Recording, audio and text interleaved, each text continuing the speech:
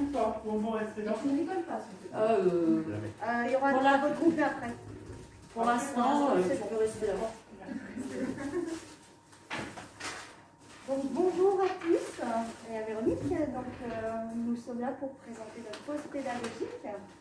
Et l'article sur lequel on s'est appuyé s'intitule « L'intégration des sciences humaines et sociales dans les formations en santé, passées par les arts et le cinéma pour relever des défis ». C'est de Nicolas Bonarx et c'est paru dans Pédagogie médicale en 2019. Alors, l'objectif qu'on s'est fixé, c'est d'échanger avec vous sur les liens que les arts et le cinéma établissent entre les sciences humaines et sociales et les enjeux de nos pratiques soignantes. Alors, Le le plan, plan, les sciences sociales humaines, les sciences humaines et sociales, on va essayer de définir de quoi on parle. Ensuite, il y aura un travail de groupe, une restitution en grand groupe, les idées fortes de l'article et une synthèse en liste de conclusion. alors, la définition des SHS qui est issue de l'Encyclopédia Universalis. Ça n'a pas été facile à trouver en fait. Il y a beaucoup de travaux qui sont faits sur les sciences humaines et sociales, mais en fait, des définitions en tant que telles, un peu générales, c'est un petit peu plus complexe. Et donc, l'expression sciences humaines, elle est en France une façon usuelle de nommer les études de psychologie et de sociologie. Ça, c'est ce qui ressort. Par contre, elles sont l'ensemble des branches, des connaissances scientifiques qui permettent de comprendre la façon de vivre des hommes dans leur environnement et leurs interactions. Donc, du coup, ça évoque beaucoup plus que la psycho et la socio, puisqu'on peut y retrouver l'ethno, l'anthropologie, la philosophie, l'histoire, même la linguistique, la musique, etc., etc. Beaucoup de disciplines au niveau des sciences humaines et sociales. Et en fait, c'est tout cet enchevêtrement de... Venez.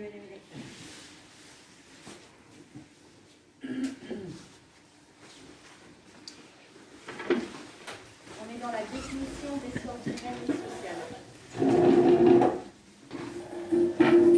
Suite à un article sur Bonarx, sur l'intégration des sciences humaines et sociales dans les formations en santé, passées par les arts et le cinéma pour relever les défis. Donc là, on a un nuage de mots qui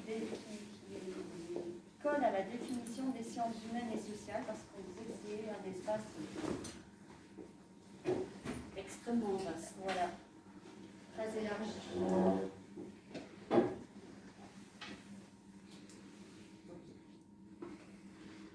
Alors, on a titré un petit peu notre pitch, donc pour apprendre de chaque instant, donc pour faire du lien avec la formation infirmière en particulier, mais en tout cas dans les formations en santé, de Dr Patch à Hippocrate, qui sont deux films en fait qui ont un lien avec nos professions de santé et qui ont une approche des sciences humaines dans leur contenu.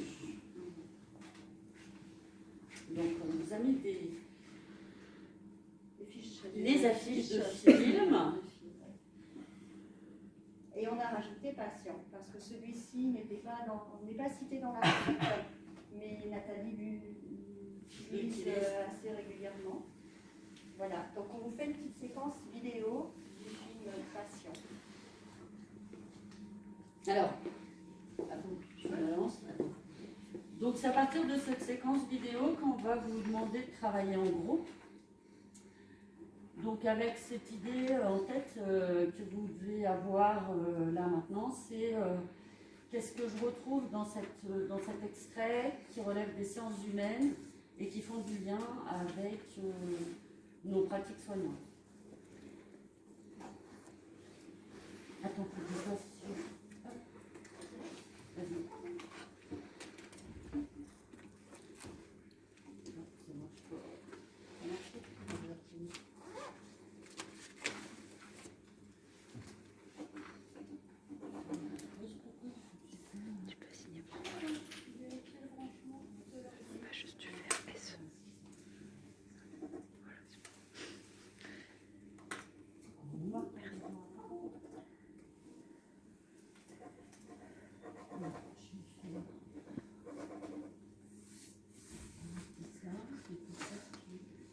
peut-être parce que j'ai un partage d'écran, c'est pour ça que ça déconne. Tout à l'heure, ça marchait. Ouais. Ah voilà, c'est bien.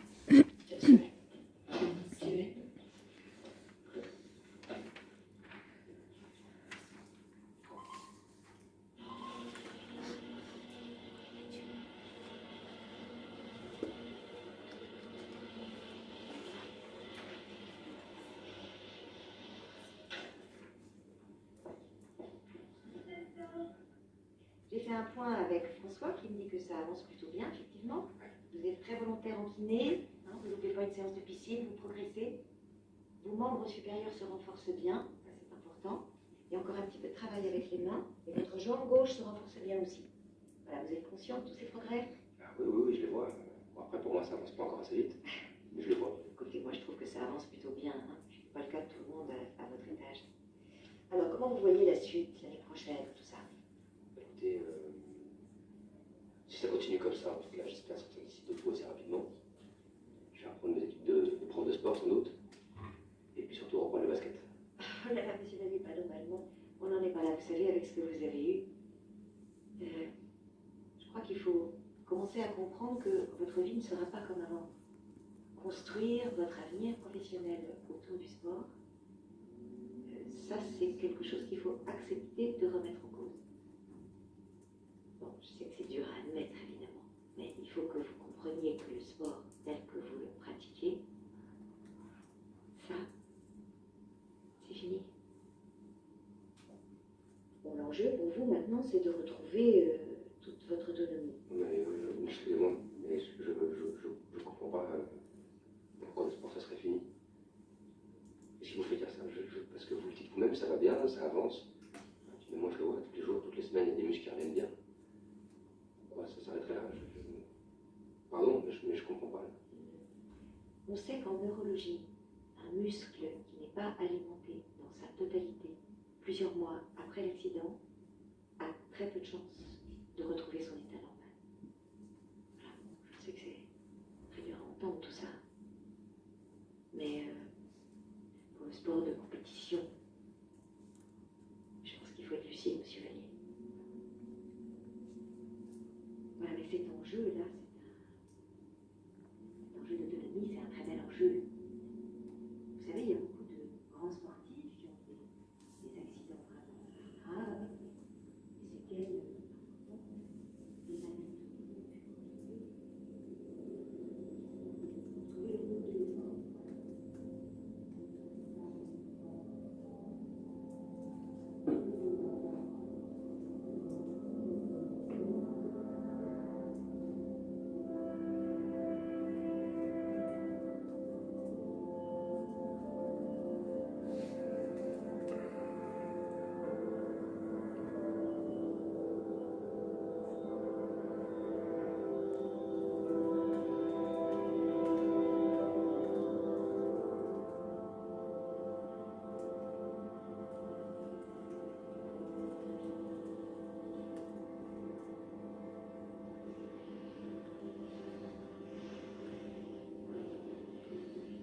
Salut Julien, ça va? Je m'appelle Ben, Samir. C'est pas compliqué à retenir, je t'assure. Ben. Pardon, t'es énervé quoi? Non, ça va. Ben, ça va se voir. Qu'est-ce qu'il y a? Moi, si tu vois que tu me fais un peu chier, là, tu peux me laisser 2 minutes, s'il te plaît. Ok.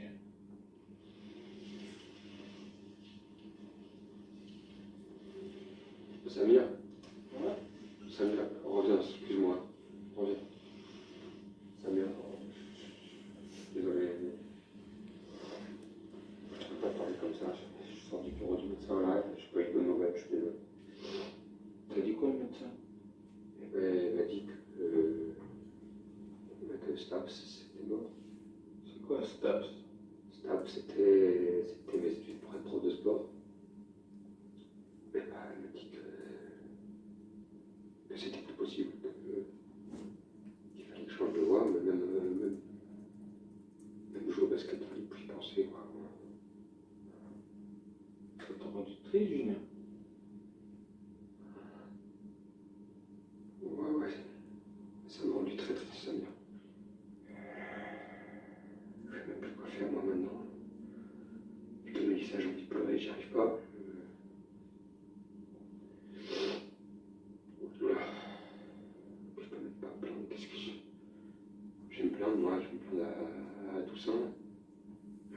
pas soulever une fourchette tout seul. Oh, Farid, regarde-le, il est en fauteuil depuis qu'il a 4 ans, qu'est-ce que tu peux lui dire?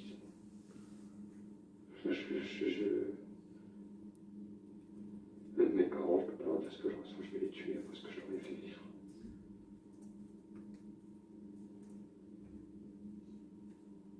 Moi, je peux pas à toi parce que c'est facile, de toute façon, dans 10 minutes, tu auras tout oublié. Enfin. C'est normal que tu sois triste. Faut t'accrocher, Julien. Ouais. Faut que je m'accroche, ouais. C'est toi qui as raison, Samir. Accrocher.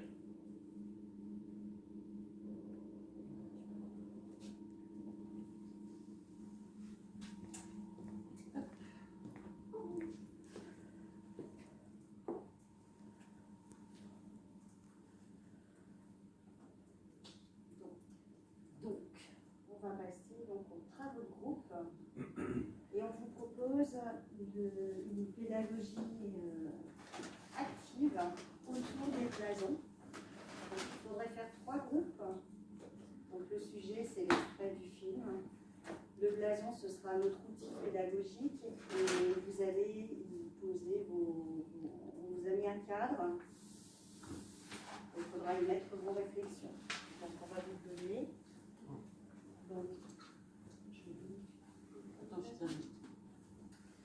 dans le blason, on a mis donc, les sciences humaines et sociales qui sont impliquées, le message que vous pensez qui a été transmis, ou les messages, et les effets positifs sur les apprentissages des étudiants, ou alors les effets négatifs.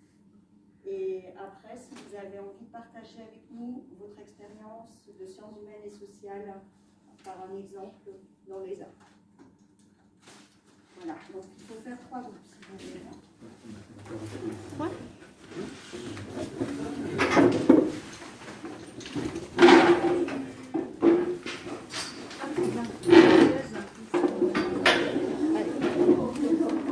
Alors ça, un blason.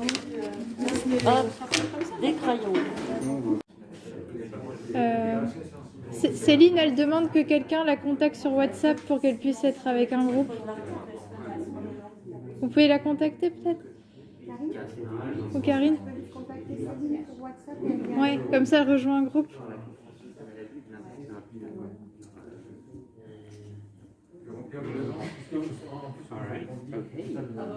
Après, je les amuse. Mais c'est normal. Après, pour moi, il y a une dimension un peu philosophique aussi. Alors, peut-être qu'elle n'est pas forcément évidente. Alors, ce que qu'on a, c'est pas évident. Céline, tu nous entends, Céline? C'est bon, elle est là. Elle est avec les...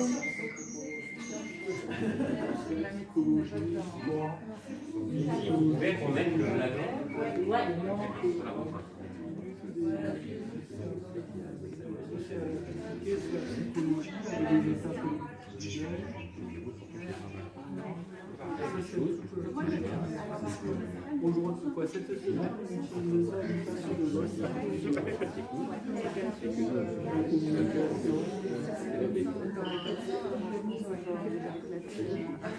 dès le départ, là.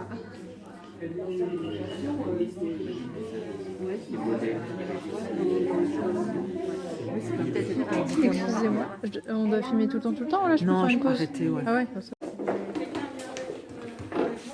Donc voilà, on a fait notre blason. Alors avec un titre choisi en last minute, donc sciences sociales, art et annonces. Alors on a beaucoup débattu dans le groupe finalement, qu'est-ce qu'on met d'un côté, qu'est-ce qu'on met de l'autre. Alors par rapport aux sciences humaines et sociales impliquées, donc on a pensé à la psychologie, les notions de communication et de sociologie. Les différents messages transmis sont les étapes du deuil. Alors on a questionné l'empathie parce que ça nous a fait beaucoup échanger au niveau du groupe en disant finalement était-elle empathique ou non. Il y a eu oui, moyen, enfin oui, non, peut-être Ça dépend des plutôt non. moments. Voilà. Oui, ça dépend des répondants. Schéma de communication. Alors le schéma de communication, donc on a identifié qu'on trouvait les bases de la communication, c'est-à-dire l'émetteur, le récepteur, le message transmis, avec éventuellement les parasites, là en l'occurrence le contexte du deuil, avec un déni, et ensuite la boucle de feedback avec la reformulation également qui était utilisée de part et d'autre. Voilà. Donc, le schéma de la communication était largement abordé dans cette séquence. Ensuite, bon, par rapport à la sociologie, il y avait, je vais te reprendre la relève, c'est dans le film, il y a à la fois du point de vue du médecin sur sa représentation du handicap, mais aussi le personnage qui vivait son handicap et comment il évoquait le handicap des autres personnes. Donc on est vraiment aussi dans la représentation du handicap et même de qu'est-ce que chacun peut faire dans le futur en tant que personne handicapée, valide, pas valide, etc. Okay.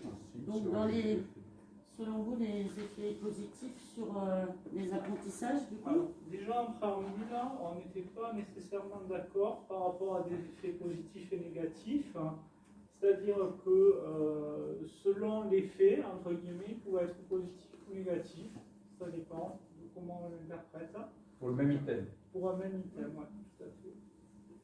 Ok, donc vous avez mis contextualisation, transférabilité, conduite d'entretien, utilisation des outils de communication handicap. D'accord. Et effet négatif, représentation des soignants. Parce que vous pouvez, alors, on n'est pas d'accord sur le type de réponse. Est-ce qu'on répond à qu'est-ce que est-ce que le film apprend est-ce que visualiser le film peut être délétère sur l'apprentissage ou est-ce que le film renseigne sur des effets négatifs qu'il ne faudrait pas apprendre? Oui, j'ai compris, d'accord. Voilà. Donc on a un peu exemple ou contre-exemple. Par exemple, le film de montrer ce film montre un angle de vue qui est très parcellaire sur l'annonce sur l'annonce du médecin. C'est un angle parcellaire qui est le reflet du point de vue de l'auteur, mais qui n'est pas une vérité absolue, donc qui est discutable. Okay. D'accord. Il est rattaché je vais vous expliquer un peu parce que... Ce que je voulais dire par rapport à ce que tu dis, l'auteur c'est vraiment celui qui était dans le fauteuil roulant, c'était Grand Corps Malade. Mais du coup, on savait pas voilà. quelle était exactement la question. Est-ce que c'était Mais c'est pour ça que l'angle de vue parcellaire intervient ici. Mais je pense qu'il faut l'expliquer, tout peut s'expliquer après, justement, si on débat. Parce qu'on disait, il y a des choses qui sont négatives, pour lesquelles il faudrait sensibiliser les étudiants. Effectivement, c'est la représentation des soignants qui est très variable en fonction de son statut sur le handicap et des choses comme ça. Mais ceci dit, ce qu'on voit, ce n'est pas un cours, ce n'est pas un livre, ce n'est pas une vidéo scientifique, c'est un film. Voilà, c'est deux niveaux de vue qui sont très différents et on ne sait pas à quel niveau il fallait répondre. Donc, du coup, on a un peu les deux. Oui, mais très bien, hein. De toute façon, c'est logique. Et donc, dans votre bannière, vous avez mis Flore. Donc, c'est un film sur la maladie d'Alzheimer, c'est ça? C'est ça. En fait, c'est Jean-Albert Lelièvre qui a filmé sa maman qui avait la maladie d'Alzheimer. Et il a filmé à différentes étapes de sa maladie. Et en fait, c'est un film qui nous sert de support par rapport à la communication avec les personnes qui ont la maladie d'Alzheimer et la prise en soin de ces personnes-là. L'approche psychologique, sociologique, voilà. Après, il y a juste pour ajouter sur l'expérience dans la formation paramédicale, c'est que nous on a pris plusieurs extraits de films. Il y en a un film d'Almodovar, par exemple sur l'intime, la toilette, etc., avec un infirmier qui fait une toilette à une patiente qui est dans le coma. Et on avait pris un autre extrait sur le théâtre-action où il y avait un soignant ça se passe dans une série américaine qui s'appelle What's Going On, je crois.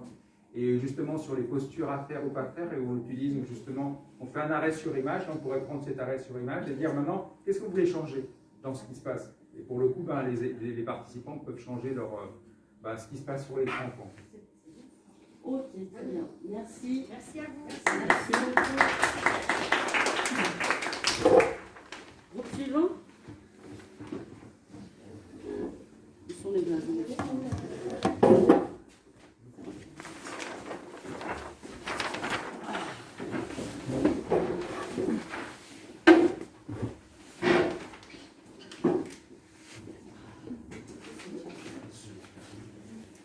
Donc, pardon. Oh, le masque. Dieu. Bon, on annonce. Ouais. Donc, les sciences humaines et sociales qui étaient impliquées, on avait vu donc la psychologie, la sociologie, l'anthropologie dans le sens du rapport à la maladie, la philosophie et la linguistique. Ensuite, donc les messages transmis, donc on était sur l'annonce de mauvaises nouvelles, l'importance des mois, et puis les étapes dans le processus de deuil, parce qu'on voit que l'acteur il passe par plusieurs étapes où il avance ou il régresse dans ces étapes. Le trauma psychique, qui est vraiment bien filmé au moment de l'annonce où il part dans sa bulle, il n'entend plus rien de ce qui se passe autour de lui. Et puis altérité, PR, institution, c'est plutôt sur la dernière séquence du film où finalement il peut se comparer à d'autres, enfin il se compare à d'autres personnes dans le handicap, l'aide des pairs et puis le fait qu'il soit aussi institutionnalisé fait qu'il est peut-être plus ou pas en contact avec sa famille, donc il parle d'ailleurs, et puis le fait de pouvoir avoir cette intégrité.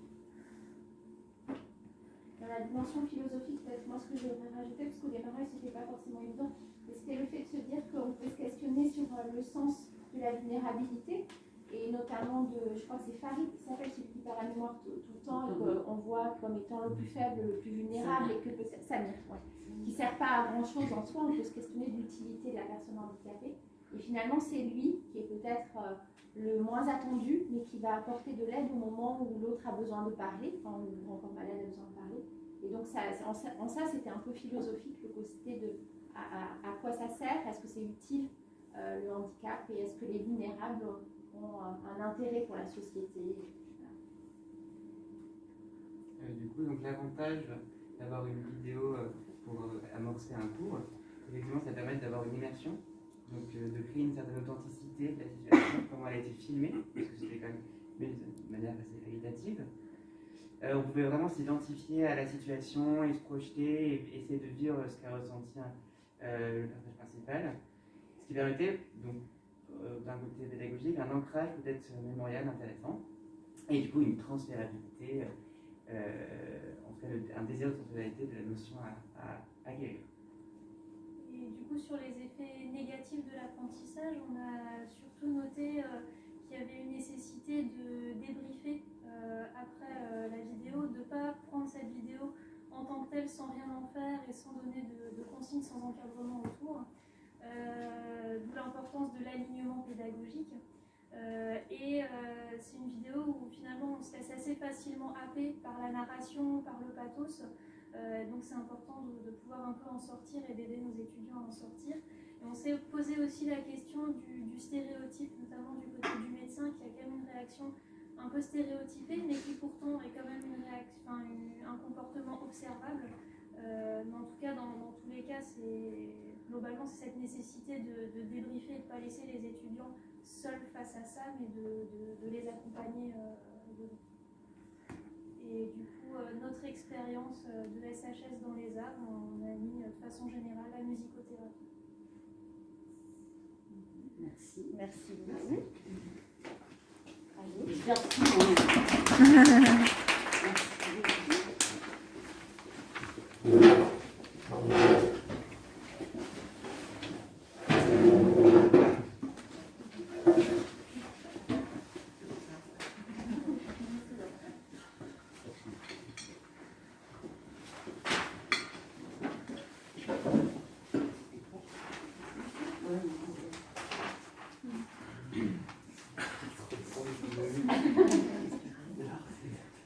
Ils ont écrit plus petit, hein, donc. Nous aussi on aime bien l'humour, mais on n'est pas trop jeu de mots. En titre, on a trouvé le basket, c'est mort.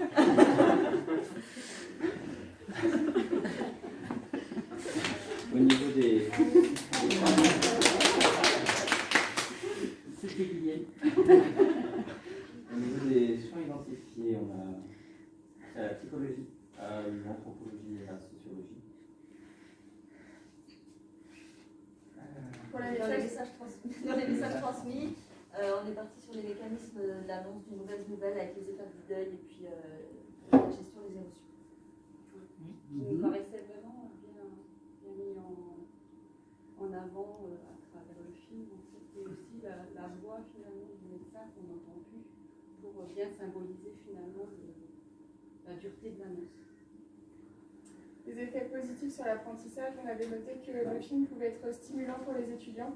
Ça permettait d'ouvrir le débat, donc sous condition qu'il y ait un débat derrière, comme disait le groupe d'avant. Ça avait une notion de crédibilité et d'illustration concrète de concepts qu'on peut voir écrits dans les livres ou en cours, et finalement ça illustre bien certains concepts. On a évoqué la nécessité de quand même a posteriori mettre en avant des contre-exemples et poursuivre la formation, donc quelque chose de concret en place pour bien répondre, quand, par exemple là dans le cas du film il y a des manques. C'est quand même des billes pour rectifier le tir. Et l'expérience, il y avait pas mal d'expériences différentes dans le groupe, notamment avec Véronique qui nous expliquait qu'elle utilisait pas mal de tableaux pour certains cours. Et certains films de science-fiction, notamment aussi pour ses cours sur l'éthique, c'est ça. Il y avait Guilhem qui utilisait la musique et qui avait des répertoires culturels selon des thèmes particuliers pour se servir de tout ça. Voilà.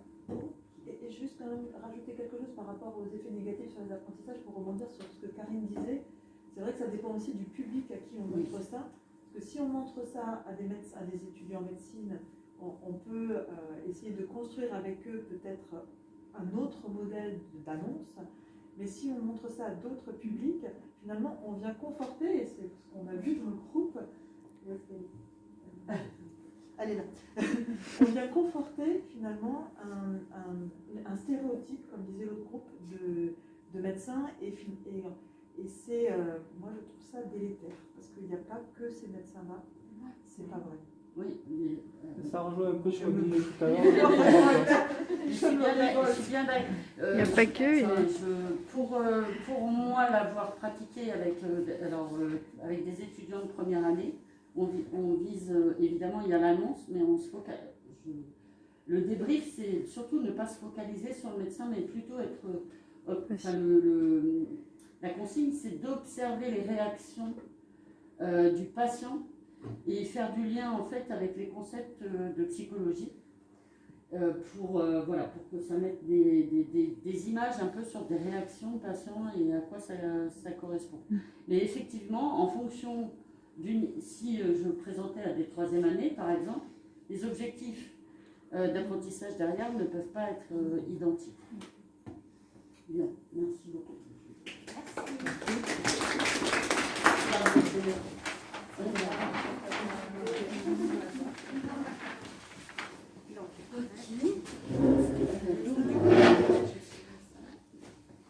Alors, donc là, on va revenir donc sur les idées fortes de l'article de Nicolas Bonat. Donc pour lui, il est sciences humaines et sociales dans les formations en santé. Donc là, je te dis que je le fasse, mais parce que je l'ai fait. Alors en fait, je vous ai fait une petite diapo historique, en fait, entre guillemets. Ce qu'il faut savoir, c'est que depuis 67, elles sont intégrées dans les formations en médecine et en sciences infirmières aux États-Unis, donc c'est quand même pas d'hier. En France, depuis 90, en fait, il y a des arrêtés ministériels qui obligent les facultés de médecine à réaliser ces enseignements. Les intégrations dans les facultés de médecine en Suisse, j'ai pensé à François, c'est à la même période qu'en France, à peu près, et eux, ils se calquent aussi beaucoup sur le Canada dans leurs apprentissages. Au niveau des instituts de formation en soins infirmiers, depuis la réforme de la formation en 1992, il y a eu cette intégration sous forme de modules d'enseignement, et depuis le référentiel 2009, c'est clairement identifié avec des unités d'enseignement bien construites à part entière, qui composent la formation et qui évoluent sur les 3 années de formation. Voilà. Donc les objectifs des sciences humaines dans les formations de santé, c'est pour aider les professionnels à développer des principes et des valeurs, pour faire des choix moraux, à développer une certaine sensibilité, un souci de la relation et un idéal du soin. Donc là, on vous a mis la biblio qui correspond, et c'est dans l'article aussi. C'est pour analyser la complexité des situations, pour adopter une pensée réflexive et une réflexion critique pour aborder des dilemmes éthiques. Et on a vu que ça peut soulever de gros dilemmes. La preuve. Et qu'il faut que ces dilemmes soient soulevés. Et donc voilà, c'est ceci les gros objectifs. Alors, pourquoi on a parlé de défis pour l'intégration des SHS, c'est que en fait, il est retracé dans cet article qu'on n'a pas suffisamment d'experts et en tout cas, moi je peux le confirmer de ma place de formateur, c'est compliqué d'avoir des experts qui fassent ces enseignements. Alors, sur les enseignements universitaires, ça fonctionne encore assez facilement. Le souci, c'est que nous, formateurs, on n'est pas forcément formés au SHS pour conduire un travail dirigé, par exemple. Et c'est là que souvent on a des difficultés, je parle en général, hein, on peut avoir des difficultés pour faire du recrutement de ressources en fait pour ces enseignements-là. Donc ça soulève aussi en fait une importance de collaboration entre ce qui relève des sciences humaines et ce qui relève des sciences médicales et des sciences paramédicales. Il faut vraiment un travail de collaboration. Ça bouscule des pratiques standardisées, ce qu'on va qualifier de protocole par exemple, des choses qui sont très construites, dans telle situation on va fonctionner de telle et telle manière, on a des codes de conduite, chacun dans nos professions, on a une trame de conduite et ça vient parfois bousculer un petit peu tout ça. Et l'autre défi dans les pratiques pédagogiques, donc c'est comment les intégrer, ces contenus, et surtout comment les rendre compréhensibles en termes, alors c'est pas une critique négative, c'est que les contenus de cours universitaires par exemple, pour nos étudiants en première année, il y a des complexités de compréhension, ils ne savent pas trop quoi en retenir, et finalement pour certains, ça devient un peu rébarbatif, on va dire. Et ils y mettent moins de plaisir. Voilà. Et l'article souligne dans ce fait qu'il faut quand même faire une transposition vers les formations médicales, parce qu'il y a un métissage à faire, de métissage pour justement les rendre accessibles dans nos pratiques soignantes. Donc, quel support pédagogique peut-on utiliser? Donc, c'est aussi en fonction des contenus qu'on veut faire passer. Et il faut qu'on se pose la question de l'effet des contenus sur les apprentissages des étudiants. Notamment, on veut aussi contextualiser des savoirs très théoriques. Donc, du coup, utiliser les sciences humaines et sociales et les arts pour les faire passer. Mais il faut qu'on parte de problèmes cliniques qui sont inspirés de nos pratiques aussi, pour que ce soit vraiment parlant.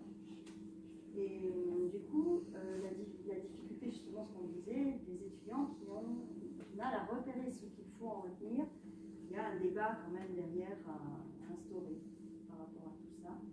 Et il y a donc du coup l'article qui nous propose plein d'exemples aussi de manuels pour les études médicales, notamment Bouilly, qui rappelle que l'ouvrage se veut un compagnon de formation et qui du coup... oui, du coup il ne va pas être là, ces ouvrages-là vont être un accompagnement, on va dire, pour peut-être la compréhension face à certaines situations, mais ne peut pas se suffire à lui-même pour assurer tous les contenus d'enseignement qui sont attendus. C'est ce qu'il voulait dire. Et donc, passer par les arts comme support pédagogique, donc ça peut nous donner un point de rencontre interdisciplinaire. Alors les arts au sens large du terme, on vous a présenté plutôt axé sur le cinéma, mais ça peut être le théâtre, ça peut être des ouvrages littéraires, ça peut être pictural, ça peut être plein de choses, de la sculpture, de la musique, ou voilà. Et ça nous permet donc d'avoir des vecteurs sur des enjeux de la pratique soignante, de nos pratiques soignantes. Donc en guise de conclusion, on retiendra qu'elles sont complémentaires aux disciplines biomédicales, qu'elles permettent une compréhension et une vision globale du vécu de la personne face à un problème de santé, qu'elles développent, donc ça c'est l'article qui parle idéalement éthique et empathie, et donc qu'il faut réussir à faire un métissage des savoirs pour pour ouvrir le regard des soignants, des futurs soignants. Donc il faut les rendre accessibles. Et donc cette manière d'y accéder, c'est de les intégrer par les arts et le cinéma pour appréhender nos pratiques et les situations pratiques complexes en particulier. Donc on vous a mis des références pour aller plus loin dans cette démarche. Là, par contre, on a mis une autre... C'est ce qu'ils ont mis dans la conclusion et qu'on avait envie de relever avec vous. Les méthodes pédagogiques basées sur les émotions seraient parmi les plus puissantes, permettant un apprentissage à la fois durable et agréable. Donc plein de films sont cités, on vous en a mis quelques-uns, il y en a, je suppose certains que vous connaissez. Comment dirais-je, de plus belle, c'est sur le cancer du sein, donc c'est sur l'image, etc. Si vous ne le connaissez pas, je pense que si. Bon, Intouchable, tout le monde connaît. Les êtres chers, je le connais moins celui-là. C'est un film canadien, je crois, et je ne le connais pas non plus, mais il a été cité aussi, il a donné des exemples, donc du coup on voulait vous les montrer. Voilà. Donc il y a plein de... Dans cet article, ça donne, en tout cas, ça donne envie, et ça donne envie d'aller explorer justement tous les exemples qu'ils donnent pour pouvoir les mettre en application. En tout cas, moi, en tant que formateur, ça me parle beaucoup. Voilà, ça donne beaucoup de pistes. Voilà, c'est pour ça qu'on l'a trouvé intéressant. Et pour clôturer, puisque l'objectif donc en particulier c'est de former des soignants, et de chaque instant, alors je vais passer sur, c'est bon ?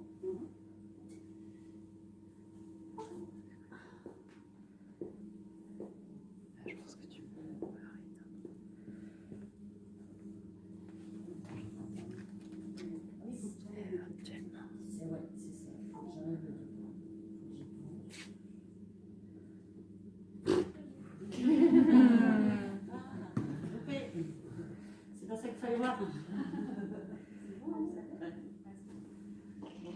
L'infirmier doit écouter, examiner, conseiller, éduquer ou soigner avec la même conscience toutes les personnes, quelles que soient leurs origines, leurs mœurs, leur situation sociale ou leur religion et leur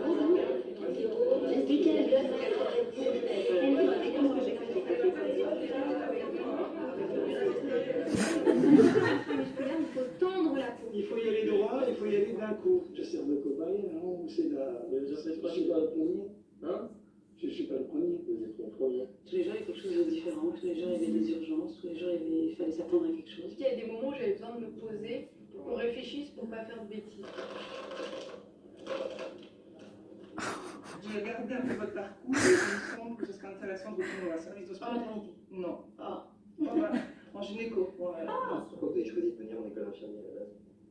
14, 15, 16, 17, 18, 19. Attendez, je ne peux pas vous mettre ça. Je ne peux pas vous mettre ça ici. Monsieur, je ne raconte pas que nous avons dit. Au bloc aussi, il faudra retirer, vous n'avez pas permis, mais tout ce qui est bijoux. J'étais tellement mal pendant ce stage que je n'avais qu'une hâte que le stage finisse. Voilà, je vais continuer parce qu'après je vais être contente de moi. Ah mais il y a trop de fiers. Hein. 23, 24, 25, 26, 27, 28, 29, Il compte bien. Hein. La voix vous dit quelque chose? Ouais. On a une star parmi nous. La star du master. Ouais. Allez, notre star, Francisco. Voilà. On veut des autographes, hein, Francisco. Il faut des autographes. Je vous invite à Cannes. Oui.